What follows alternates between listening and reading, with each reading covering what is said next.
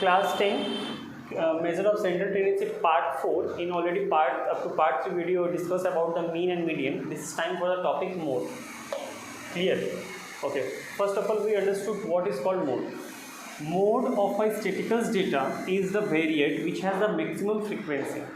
इसका मतलब क्या हो गया, जैसे सपोज कीजिए आपको एक स्टैटिस्टिकल डेटा दिया हुआ है और इसमें बोला गया कैलकुलेट करने के लिए मोड, तो इसमें आप क्या कैलकुलेट कीजिएगा, लिखा हुआ है स्टैटिस्टिकल डेटा में जिस वेरिएट का सबसे ज़्यादा मैक्सिमम फ्रीक्वेंसी या मोर नंबर ऑफ टाइम्स रिपीटिंग होता है वही उसका मोड आंसर होता है। फॉर एग्जांपल आप देख सकते हैं इसमें दिया हुआ है स्टैटिस्टिकल डेटा 3 2 0 1 2 3 5 3, यानी सबसे ज़्यादा मैक्सिमम टाइम्स यानी मैक्सिमम नंबर ऑफ रिपीटेशन सबसे ज़्यादा क्या हुआ है 3 का। तो ये इंडिविजुअल सीरीज था, तो यहाँ पे इंडिविजुअल सीरीज में आप देख सकते हैं 3 3 3 सबसे ज़्यादा रिपीट हुआ है, because in this data 3 is the more number of times repeated. ठीक है, तो इसका आंसर हो जाएगा आपका मोड का हो जाएगा 3। फिर देखते हैं हम लोग टॉपिक मॉडल क्लास को। मॉडल क्लास क्या होगा, जब आपको कंटिन्यूस सीरीज में क्वेश्चन रहेगा तो उस दौरान आपसे पूछा जाएगा कि आप जैसे यहाँ पे इंडिविजुअल सीरीज था तो इसमें आपने देखा जो नंबर ऑफ टाइम्स रिपीट हो रहा है वो आपका आंसर हो जा रहा है मोड का। लेकिन जो कंटिन्यूस सीरीज में रहेगा वहाँ अगर आपसे पूछा जाएगा कि मोड या मॉडल क्लास क्या होगा तो आप बोलिएगा the class with the maximum frequency, यानी जिस क्लास का सबसे ज़्यादा फ्रिक्वेंसी लिखा होगा। सपोज कीजिए ये क्लास दिया हुआ 0 to 10, 10 to 20, 20 to 30 और यहाँ फ्रिक्वेंसी दिया हुआ है 5, ये दिया हुआ है 20 और ये दिया हुआ 15, तो सबसे ज़्यादा किसका फ्रीक्वेंसी दिया हुआ है मॉडल का, आप देख सकते हैं इस क्लास का, तो this is your model class. Clear ना?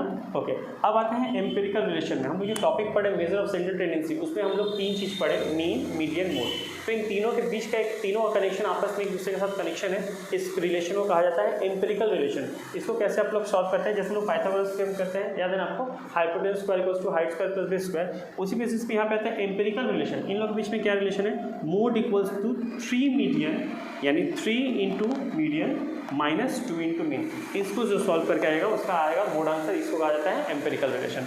तो आपका क्वेश्चन नंबर 1 यानी एक्सरसाइज 21.3 पे आपका क्वेश्चन नंबर 1 दिया फाइंड मोड और इंडिविजुअल सीरीज दे दिया है। तो आप देख सकते हैं इसमें सबसे ज़्यादा नंबर ऑफ रिपीटेशन किसका हुआ है 3 का, तो हम लोग लिखेंगे मोड इक्वल्स टू डायरेक्टली क्या लिखेंगे answer 3, because in this data 3 is the more number of times repeating.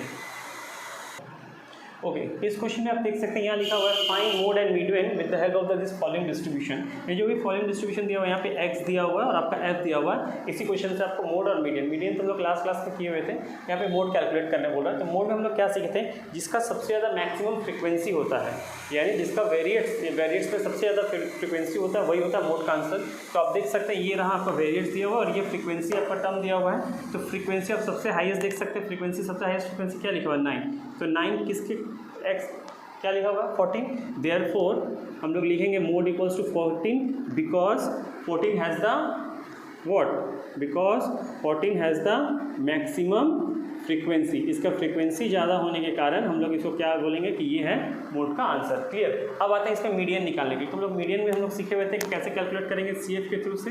तो CF 1 1 4 5 5 7 12 12 5 17 17 9, ये हो गया आपका 26 और 26 और 3 हो गया आपका 29, n हो गया आपका 29। दैट मीन्स ये हो गया क्या हो गया ऑड। तो हम लोग को मीडियन कैलकुलेट करने के लिए कहा गया, तो मीडियन का फॉर्मूला लोगों को पता है n+1/2 ऑब्जर्वेशन।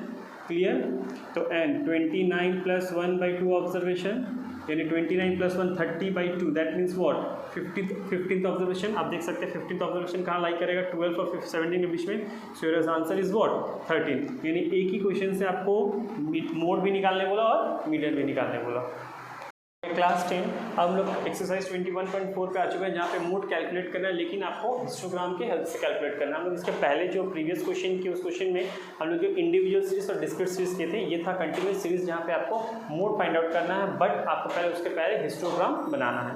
तो हिस्टोग्राम हम लोग ऑलरेडी क्लास 6, 7, 8 में हिस्टोग्राम हम लोग बनाए हुए हैं। तो हिस्टोग्राम कैलकुलेट करते हैं। पहले आप देख सकते हैं क्वेश्चन हम लोग चेक कर लेते हैं। Class 0 to 5, 5 to 10, 10 to 15, 15 to 20, 20 to 25, 25 to 30 और ये फ्रिक्वेंसीज आपके अवेलेबल है।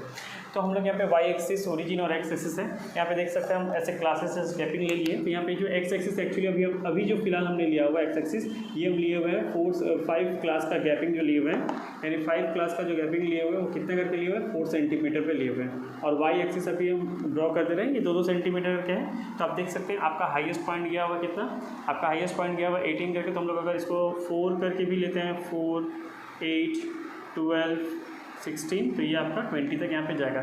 इसका मतलब यहाँ पे वाई एक्सिस हम लोग क्या ले रहे हैं 4 क्लास के लिए हम लोग ले रहे हैं 2 सेंटीमीटर का। ठीक है, ये यहाँ पे मेंशन कर दिया। अब हिस्टोग्राम हम लोग बनाते हैं। 0 to 5 पे आप देख सकते हैं 2 की हेडिंग की हुई गई है। तो ये रहा 0 to 5, यानी यहाँ पे हम लोग जो पॉइंट करेंगे 2, तो ये 4 था, इसके मिडिल पोर्शन को हम 2 लेट कर लेते हैं। क्लियर, ठीक है, ओके। उसके बाद 5 to 10 पे आप देख सकते हैं 5 दिया हुआ है, यानी ये 5 को हम यहाँ पे आप ग्राफ के हेल्प से बनाएगा तो बहुत इजी बनेगा, यहाँ ग्राफ में जिसके कारण प्रॉब्लम हो रहा है।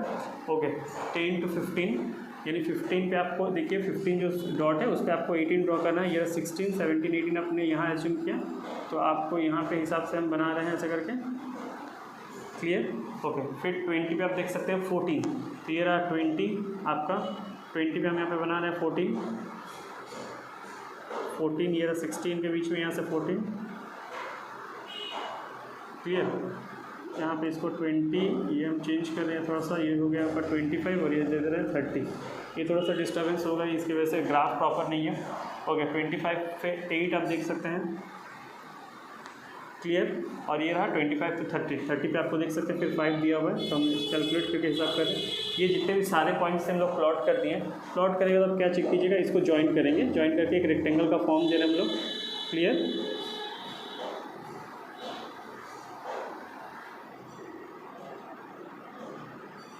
सब रेक्टेंगल हम लोग बनाने के बाद आप देखिएगा जो सबसे हाईएस्ट रेक्टेंगल बना होगा, हिस्टोग्राम बनाने के बाद आपके जो सबसे हाईएस्ट रेक्टेंगल बने होंगे उसके पास जो यहाँ से लेके इस तरफ में जो ब्लॉक्स होंगे उस पर आप एक लाइन ड्रॉ कीजिएगा, और इस कॉर्नर से लेके इस कॉर्नर तक में जो सबसे कॉर्नर यानी अपोजिट कॉर्नर को आपको ज्वाइन करना है। आप देख सकते हैं मैंने इस कॉर्नर से इस कॉर्नर को ज्वाइन किया और इस कॉर्नर से इस कॉर्नर को ज्वाइन किया। क्लियर, और ये दोनों पॉइंट्स यानी दोनों कॉर्नर पॉइंट को ज्वाइन करने के बाद मिडिल में जहाँ पे लाइन आपस में इंटरसेक्ट करेगा उस पॉइंट से उस पॉइंट तक जो नीचे की तरफ यानी एक्स एक्सिस पे आएंगे, ये पॉइंट आपका हो जाएगा मोड का आंसर। क्लियर, तो यहाँ पे फिलहाल के लिए मेरे ग्राफ के कुछ मेजरमेंट्स प्रॉपर नहीं थे, जिसके कारण इसका आंसर मेरे हिसाब से फिलहाल आ रहा है यहाँ पे 15 या फिर 14, लेकिन आपके वहाँ पे बुक में कुछ और आंसर हो सकते हैं क्योंकि ग्राफ प्रॉपरली आप मेजर करके बनाइएगा तो उसके आंसर्स अलग हो गए। लेकिन इसको बनाने का तरीका हमने क्या समझा, बनाने का तरीका हमने ये समझा कि हम पहले मेजरमेंट के थ्रू इन सबको प्लॉट कर देंगे। हिस्टोग्राम बनाने के बाद जो सबसे हाईएस्ट रेक्टेंगल होगा उसके दो इस कॉर्नर से इस कॉर्नर को हम लोग पहले ज्वाइन करेंगे, फिर इस कॉर्नर से इस कॉर्नर की तरफ हम लोग ज्वाइन करेंगे। ठीक है, उसके बाद जो ये दोनों लाइन जहाँ इंटरसेक्ट करेगा उससे जो लाइन पास करेंगे एक्सिस पे, वो जहाँ पे पॉइंट आके रुकेगा वही हमारा मोड का वैल्यू हो जाएगा।